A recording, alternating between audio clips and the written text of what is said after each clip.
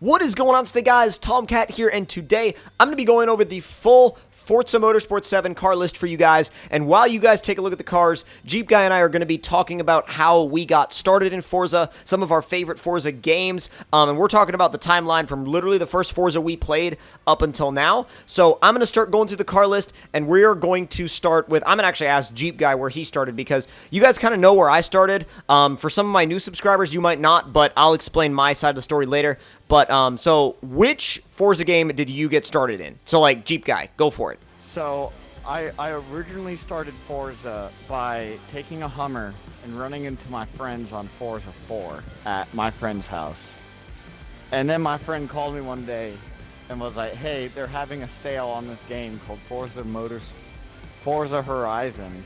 And he was like, it's $10. And I was like, why not? I'd always played, like, Need for Speed and whatnot, but I downloaded it, and that's literally my start of Forza. Because then after that, I downloaded 4, and then I got Forza 5, and then I got Horizon 2, and so on. Sorry, I couldn't help but laugh. Sorry.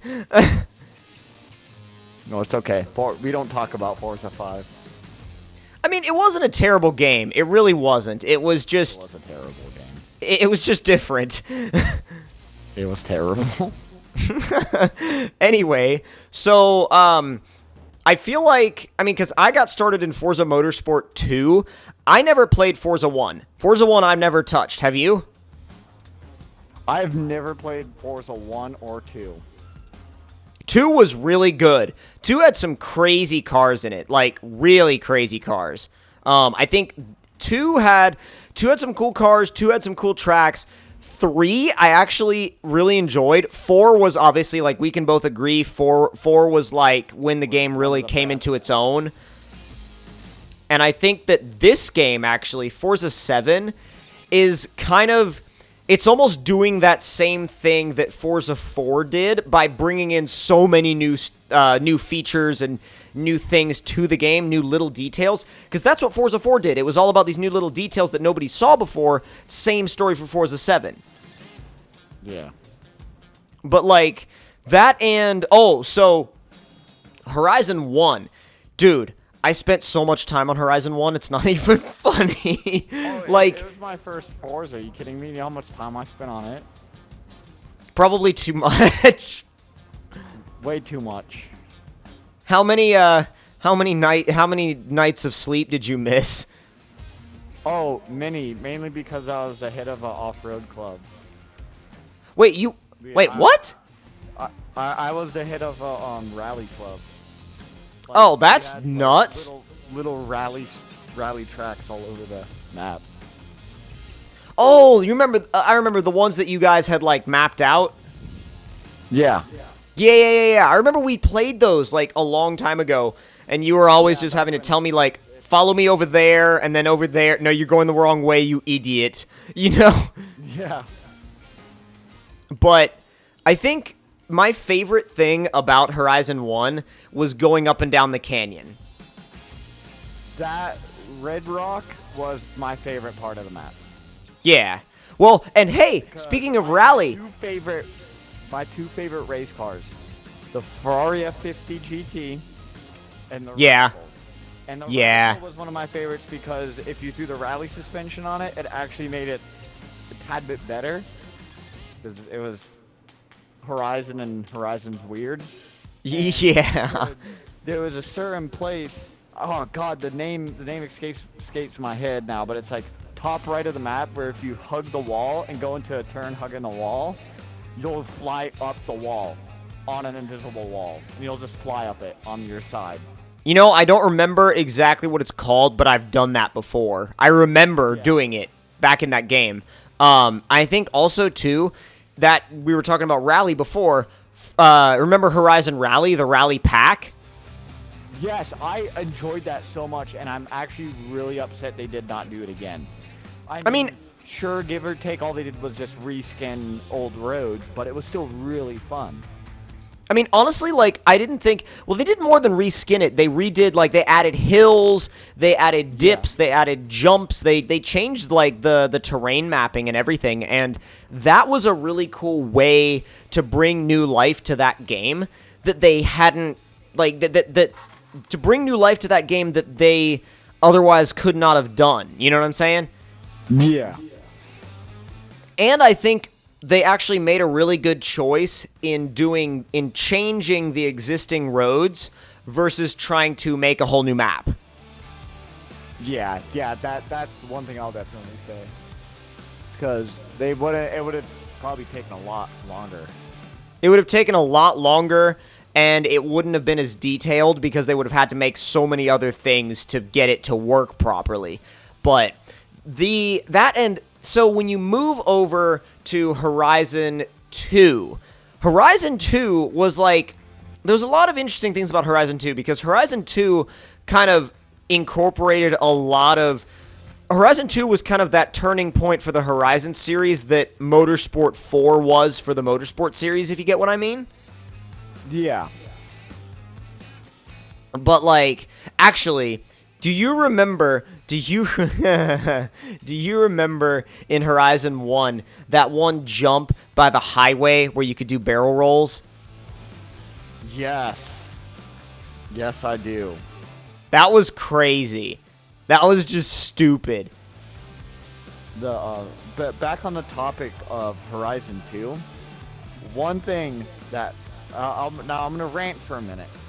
Oh, God. One thing that pissed me off so much is because, you know, Horizon 2 came out when the Xbox One came out. Yeah.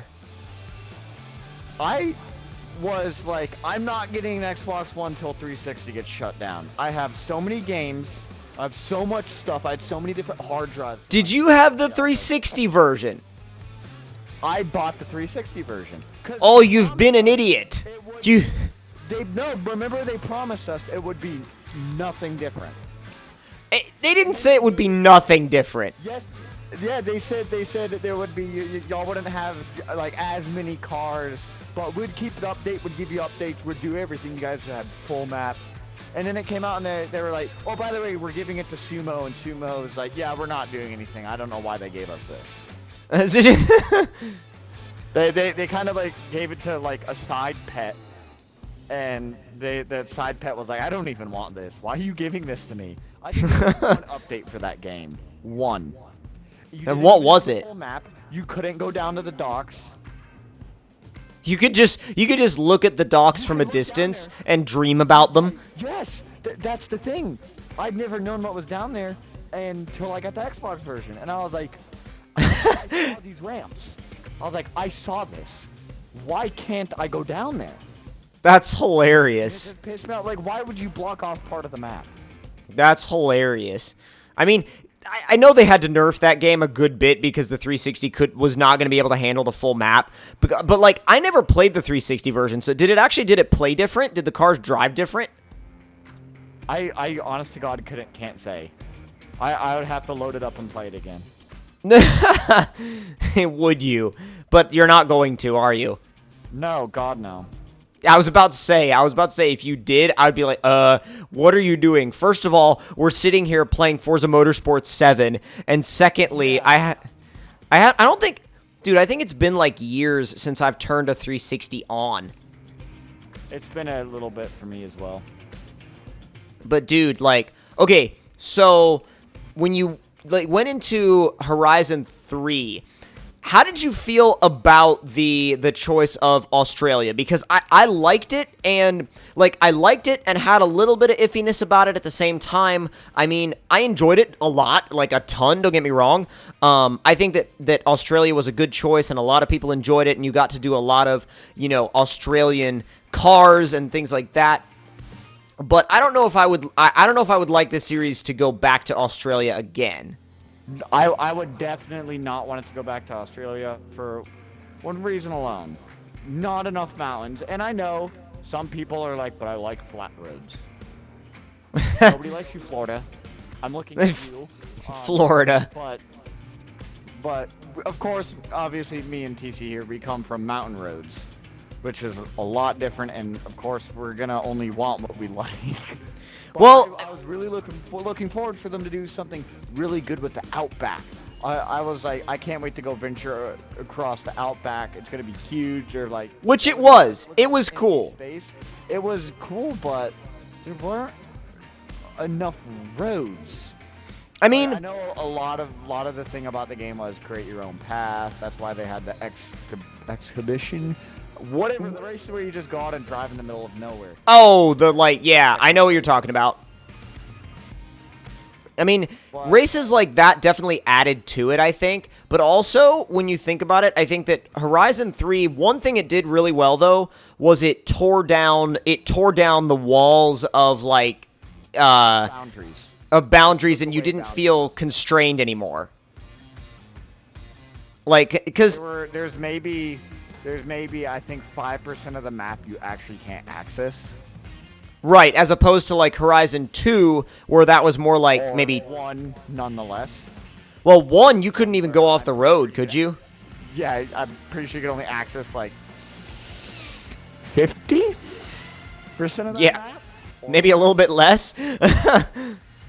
Like, maybe, if that. So, like, yeah, no, there's a lot of areas in Horizon 1 that you couldn't go to. But, you know, there's always a magic to Horizon 1. Horizon 1 just always stuck with me as one of those great games, because it could have been, like, actually, it's kind of funny. That game could have been either really good or really bad because it was their first time doing it. You know what I mean? And for a first time at it, they did a phenomenal job. That was a beautiful game. The storyline, which I'm not one to talk about storylines, which is kind of sad because they've kind of gone away from having intricate story and other Horizons. Like, they're the leader of it. You just do what you want. And I mean, I'm okay with freedom, but I also loved coming to the Horizon Festival, being a dude in some crappy Volkswagen. It was a Corrado. Or no, was it a Corrado? Yeah, Corrado VR6. And at the end of the game, you were racing a dude in a 599X. And exactly. The game of Horizon. Yeah, exactly. Darius Flint, darn you. Oh God. Final race, I always hit that guardrail at the last. Did you always hit the guardrail? Because I always hit the guardrail too. Like, that race wasn't even funny, dude. Like, there's no... stressed out every time I did it. Well, because the thing is, if you screwed up, especially at the end, you were like... You were mad, number one, and because you knew you were screwed and you had to do it all again. Yeah. But, I will say, little story time from Horizon 2, I had to beat that game twice. Because I beat it the first time, had a bunch of cars, bunch of stuff, and I lost my entire save game and had to go back and do everything again and start from the beginning. So that was a little iffy for me. But, I mean, you get through it, you play back through the game, but it was like, geez, I did not want to have to do that again. So, one more thing about Horizon 1. I played that game till it got ran into the ground. Did you really? That game, when you want to know how far into its life I played it, I have mods. I have a tour bus. I have a Kenworth. I have a Prius. The problem with that is, you know what? How did you not get banned? They'd stopped caring about the game. Jeez. I mean, the guy who gave them to us, and like me and everybody else in the club. Yeah, in my club, if the guy's still in it, which he probably is because he doesn't play the game anymore, I bet. We have a Celine S5S Raptor. Yeah. The unicorn car. Yeah. But there was like so much lore in that game, which is also what I love. The legendary, not Drivatars, the legendary AIs. Those are cool. Those are really, really cool, I will admit. And it's funny because moving away from AIs and stuff like that, I mean, I enjoy Drivatars a lot, and I think they've come a long way, don't get me wrong. But there was something cool about that one AI driver that you just hated. You know what I mean? There was that one that was a developer or something. Somebody's gonna put their name in the chat because I know somebody sold their soul to Horizon 1 like I did, but it was M something. Oh, M. Rossi? M. Rossi, the one that it was almost impossible to beat. Yeah, nobody likes Rossi. Nobody likes him. Yeah, he was a beast, dude. But, oh my god. You know, it's funny. I'm going through, like, the car list now of Forza 7, and there's every single car that I come across, at least, well, if it's a new car, then, you know, if it's a new car to the series, then I'm like, oh, cool. If it's a car that's been in the series for a while, especially for, like, 3 or 4 games, every time I come across one, some memory from the old games come to mind. Like, the Monster Energy All-4 Rally Raid Mini, like, I remember racing that on Storm Island. Yeah, I do too. I remember going, is this really a mini? Well, not only that, but, like, actually, that brings up one thing that we completely forgot to talk about entirely. Storm Island literally saved Horizon 2 for me. They could have done so much better. I don't think, I feel like it was rushed. I feel a lot like it was rushed. Really? Campaign, I beat it in about 20 minutes or less. I mean, I didn't really play it for I didn't really play it for campaign value though. Like I played it for the map, and there was just so much crazy stuff you could do, like the massive jump, and like when you would get on and play with friends, it always really like spoke to that level of little kid in you that just wants to jump cars. Yeah. I think Hot Wheels did it in for all of us. I think Hot Wheels, honestly, Hot Wheels for Horizon 3 is the new Storm Island, and Hot Wheels did it better. Yeah, did it a lot better at that. But, you know, I was actually unsure how the physics were going to react until it actually happened, and I was like, whoa, this actually works, and it's a blast, and I love it, you know? Can you believe I still get in fights with people about how the what texture the tracks are? They're like, it's plastic so they're slipperier. I'm like, if you were there in the live stream, they asked this question and they said it's concrete. I still that. Which I definitely think it was a good idea for them to not make a new texture. It was definitely a good idea just to say they're concrete. Well, yeah. But I also think, hey, you know what? Back in, God, when did you, because I'll explain later when I did, but which Forza did you start actually, like, actively drifting in? Like, which one did you learn how to drift and build drift cars and... So, you want to see how much of a scrub I was? Oh, God. I played with ABS, traction control, and automatic in Horizon 1. What? Yes. Yep. Dude, you were that guy. I was that guy. I didn't know. I was not into the car. Dude, when I got an RX-8 or was the RX-7, whichever the one in that game loped stupid hard. Yeah. I just sat there and went, That actually sounded like a ported rotary. Yeah. I was like, that's a cool sounding engine. I was like, this sounds cool. It didn't even bat an eye at it. Nice. Well, that was long before you had your Miata or anything like that. But yeah, this is before I knew any of you guys. It was like that started my friends list that it is now. Which is actually kind of funny. If you hadn't have started playing Forza Horizon, you may not have met like half the people that we play with now. Yeah. Because I probably wouldn't have gotten into the car community. You know, if you hadn't started playing Horizon 1, you may not have ever bought a Miata. Did you ever think about that? Yeah. No. Now, wait, did you... You want to hear something else that's crazy? Sure. I like the GTR. I was like, it's just a big fun... literally, in exact quotes, which this is going to get a little bit bad, but not that bad. It's just a big fucking Nissan. The comment section just been up in an uproar after me saying that. I mean, I know what it is now. Literally, I'm doing free play and I'm racing in a 2013 GTR. I know what they are now, but back then, like my friend was like, check out this. I really like this car. I was like, it's just a big car. You're like, it's at the time. It's a Nissan and it says GTR on it. Big deal, right? You were like, yeah, no, I was like, I see Nissans all the time. I was like, Lamborghinis and Ferraris. Oh, you were the supercar kid. Yeah, I was the supercar kid. The CCS Ultimate Aero was one of my favorite cars because whenever you hit the brakes, the back flaps would shoot out of the back to slow you down. Sorry to cut you off, not the Ultimate. but it was the SSC, not the CCS. CCS is a spin tires modder. But you know what I mean. Oh, I know what you mean. Trust me. Dude, oh my god, I completely forgot. We have to try the #1 Toyota T100 Baja truck. Have you even looked at it?